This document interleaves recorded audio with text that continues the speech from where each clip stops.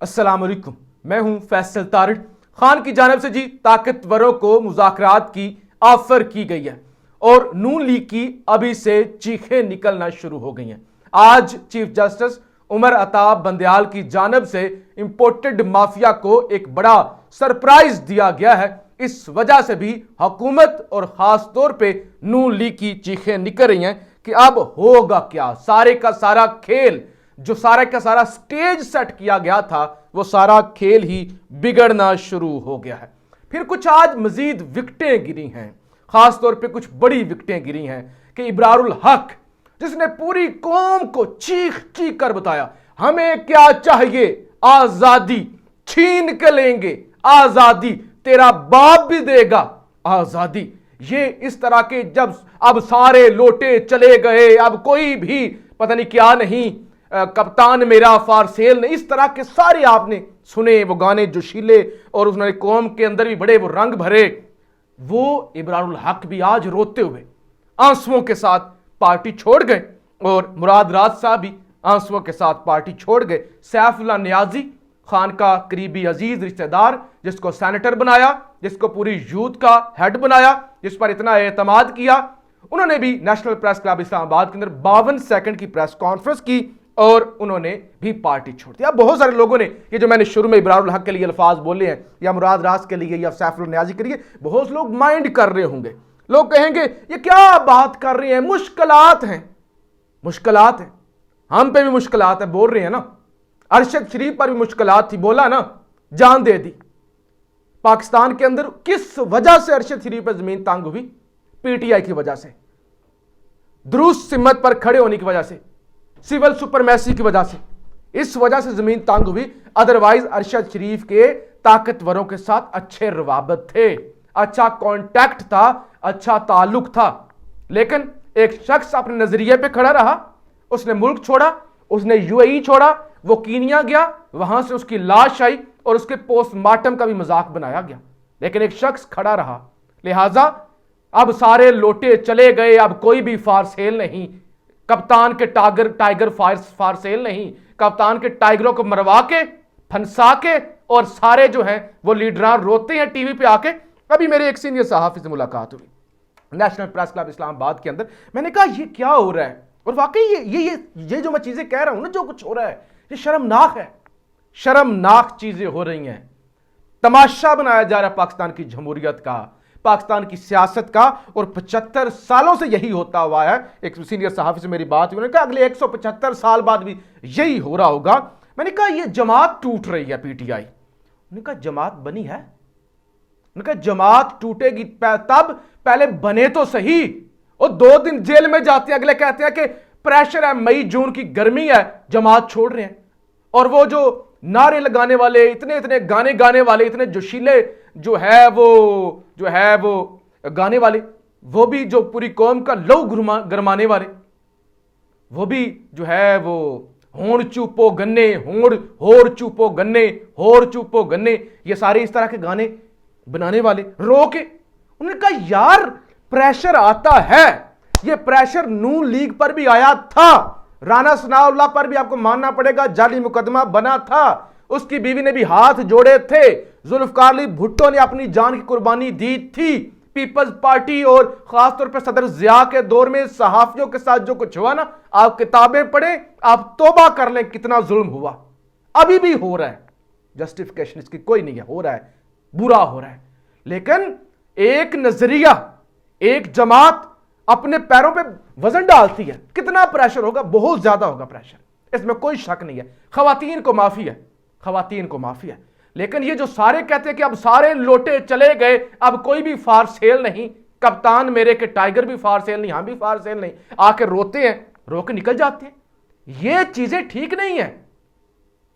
آپ کے بڑے بڑے کارکنان، آپ کے بڑے بڑے لیڈران، اور خاص طور پہ وہ لوگ جو کپتان کو اس نوبت پر لے کے آگے، وہ خاص طور پہ فواد چودھری، وہ تو صبح ہی نکل گئے نا، وہ میں سیاست ہی چھوڑ رہا ہوں۔ ایک سیاست دان کے لیے ڈوب مرنے کا مقام ہوتا ہے جب وہ کہتا ہے میں سیاست چھوڑ رہا ہوں، کو تھوڑی سی شرم ہوتی ہے۔ پہلے بھی سیاست دانوں پر مشکل وقت آئے ہیں، آتے ہیں، یہ بہت مشکل وقت ہے، لیکن ایسے لائنیں لگی ہوئی ہیں ایسے لائنیں لگی ہوئی ہیں، ہم بھی چھوڑ رہے ہیں، ہم بھی چھوڑ رہے ہیں، ہم سیاست چھوڑ رہے ہیں، ہم فلاں پارٹی میں جا رہے ہیں، ہمارا کوئی تعلق نہیں ہو۔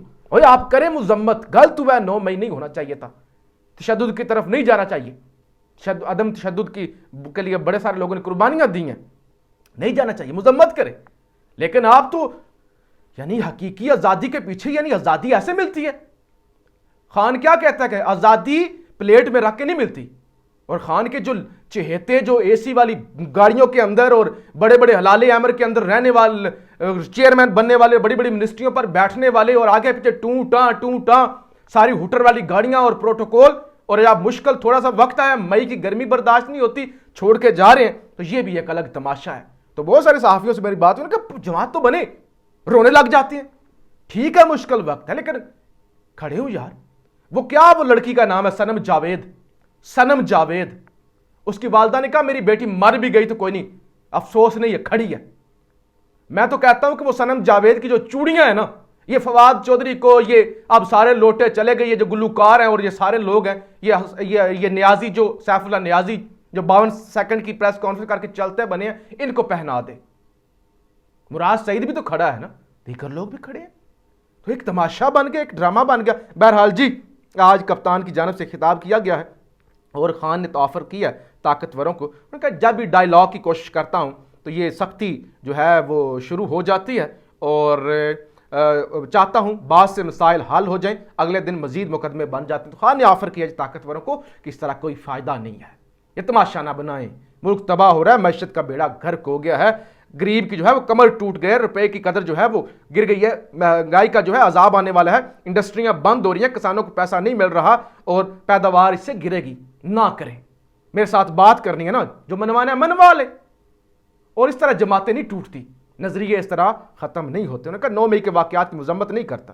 انہوں نے کہا کہ کون ہے جو 9 مئی کی واقعات کی مذمت نہیں کرتا؟ 9 مئی واقعات کا عدالت میں پتہ چلا تو چیف جسٹس کے سامنے مذمت کی۔ کیا ہم نے کبھی کہا کہ 9 مئی کے واقعات کی مذمت نہیں کرتے؟ 9 مئی کی تحقیقات کیے بغیر پی ٹی آئی کے خلاف کریک ڈاؤن شروع کر دیا گیا، تحقیقات کیے بغیر 9 مئی کے واقعات کی آڑ لے کر پی ٹی آئی کو کرش کیا جا رہا ہے۔ لاہور میں چلے واقعات ہو گئے، کراچی میں پی ٹی آئی والوں کو کیوں پکڑ رہے ہیں؟ اب جبری طلاقیں ہو رہی ہیں، زبردستی پارٹی چھڑوائی جا رہی ہے۔ ان کا کہنا تھا سری لنکا میں اس سے کم حالات تھے جو لوگ سڑکوں پر آ گئے، لوگ اس لیے نہیں نکل رہے کیونکہ الیکشن سے امید لگا کر بیٹھے ہیں، لوگ کہتے ہیں الیکشن آنے دیں پھر ان کو مزہ چکھائیں گے۔ یہاں یہ سوچ ہے کہ کس طرح پی ٹی آئی کرش کریں پھر الیکشن کرائیں، اور یہ بات بالکل ٹھیک ہے جو خان کی جانب سے کی گئی ہے۔ یعنی آج مریم نواز نے جو خطاب کیا ہے، مریم نواز نے کہا کہ کہتا ہے جس نے جانا ہے جائے، جس کو بھی ٹکٹ دوں گا وہ جیت جائے گا، میں دیکھتی ہوں تمہارے جیسے غدارے وطن کا ٹکٹ کون لیتا ہے، تم ٹکٹ لے کر گھومتے رہو گے، تمہارا کوئی ٹکٹ لینے والا نہیں ہوگا۔ تو مریم بی بی، یہ جو آپ ایک فرعون کے لہجے میں بول رہی ہیں نا کہ کوئی نہیں لے گا، یہ وقت پارٹیوں پہ آیا ہے، پہلے بھی آپ پر بھی آیا ہے، یہ وقت پھر بھی آتے رہنے ہیں، لیکن یہ فرعونیت کہ کون ٹکٹ لیتا ہے میں دیکھتی ہوں، آپ کا کیلیبر کیا ہے، آپ ہیں کون، آپ کی حیثیت کیا ہے، یہ نہ کریں اس طرح کی جو ہے نا طاقت کے اندر آ کے، حکومتوں کے اندر آ کے یہ رویے جو ہے نا اس طرح کی فرعونیت کے لیتا کون ہے یہ کرتا ہے، یہ رویہ جو ہے وہ مناسب نہیں۔ اللہ سے ڈریں، اللہ سے توبہ کریں، اللہ سے ڈریں، اللہ نے آپ کو طاقت دی ہے اور طاقت کا اللہ پھر حساب بھی لیتا ہے۔ تو یہ جو فرعونیت ہے، اور پھر آج ایک اور جو ڈرامہ رچایا گیا وہ پیشاب سے پتہ چل گیا کہ دماغی توازن بھی ٹھیک نہیں ہے، تو سب کچھ وہ ٹانگوں کی گولیاں بھی، وہ سارا کچھ بھی، تو اس پہ جی بڑا رد عمل آ رہا ہے۔ فاروق حبیب نے پریس کانفرنس کی، انہوں نے کہا کراچی کے ایک آوارہ گرد گھٹیا اور بےہودہ وزیر کی پریس کانفرنس بے شرمی اور لچر پن کی عمدہ ترین مثال ہے۔ وقت آ گیا ہے کہ قوم ان کے خون یا پیشاب کے نہیں ڈی این اے کی تصدیق کا مطالبہ کرے۔ فاروق حبیب۔ اور پھر شہباز شریف نے کہا ہم اپنے خدا تعالیٰ سے وعدہ کرتے ہیں کہ ان شرپسندوں کا قانون کے مطابق صفایا کیا جائے گا اور قیامت تک اس طرح کا واقعہ دوبارہ نہیں ہونے دیں گے۔ اچھا جی، ابرار الحق نے نم آنکھوں کے ساتھ پی ٹی آئی خیر آباد کہہ دیا۔ سپریم کورٹ نے سرپرائز دیا ہے، سپریم کورٹ نے سرپرائز دیا ہے۔ جسٹس جو 5 رکنی بینچ بنا تھا جسٹس عمر عطا بندیال صاحب کی سربراہی میں، آڈیو لیک کمیشن کو انہوں نے کام کرنے سے روک دیا ہے۔ انہوں نے کہا مزید سماعت تک آڈیو لیک کمیشن اس پر کام نہیں ہوگا۔ تو یہ ایک بڑا سرپرائز، اور حکومت نے جو امیدیں لگائی ہوئی تھی وہ ججز کو بلیک میل کرنے والی، وہ سارا جو ڈرامہ تھا اس پر پانی پھر گیا ہے۔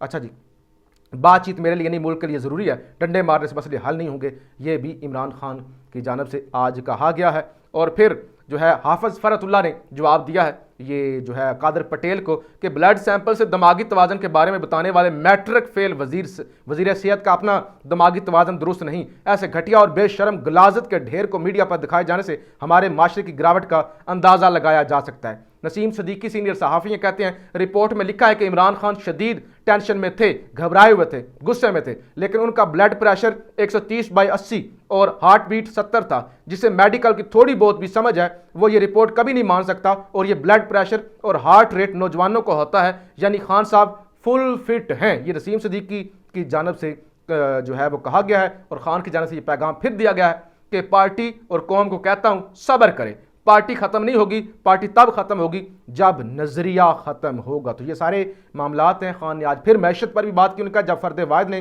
بند دروازوں کے پیچھے ہماری حکومت کو ہٹانے اور مجرموں کو اس گروہ کو واپس لانے کا فیصلہ کیا جو 3 اشروں سے پاکستان کو لوٹ رہا ہے, تو ہماری معیشت تباہی کی گھاٹ اترنے لگی. یہ اعداد و شمار ظاہر کرتے ہیں کہ پاکستان کے عوام کا اس سے بڑھ کر نقصان کسی دشمن کے لیے بھی ممکن نہ تھا جتنا پی ڈی ایم نے گزشتہ 1 سال کے دوران کیا ہے. تو معیشت کے حوالے سے یہ ہماری تاریخ کا بدترین سال تھا. تو خان نے اعداد و شمار مختلف شیئر کیے ہیں کہ پچھلی ادوار میں کیا صورتحال تھی اور اب کیا صورتحال ہوگی. تو یہ جناب سارے معاملات ہیں. چودھری پرویز الہی کو آج پھر گرفتار کرنے کی کوشش ہوئی ہے, لیکن چودھری پرویز الہی آج بھی گرفتار نہیں ہو سکے. مختصر جی خان کی جانب سے طاقتوروں کو یہ پیغام دیا گیا ہے کہ بات کریں, ملک تباہ ہو رہا ہے, مزید ملک کی تباہی کی طرف لے کر نہ جائیں. اور ساتھ ہی سپریم کورٹ کی جانب سے بھی سرپرائز دیا گیا. لیکن مجھے جو بہت سارے لوگوں کو میری یہ جو وی لاگ ہے, یہ جو گفتگو میں نے ویڈیو کو شروع میں کی, بہت سارے لوگوں کو غلط لگی ہو کہ کیا آپ مذاق بنا رہے. مذاق نہیں بنا رہا. سب کے لیے مشکل حالات ہیں, ہمارے لیے بھی مشکل حالات ہیں, لیکن یہ رونا دھونا اور اس طرح کے نظریے ہیں جان دے دیں گے خان نہیں دیں گے اور پھر وہ نکل جانا, یہ قابل قبول نہیں ہے. پاکستان زندہ باد.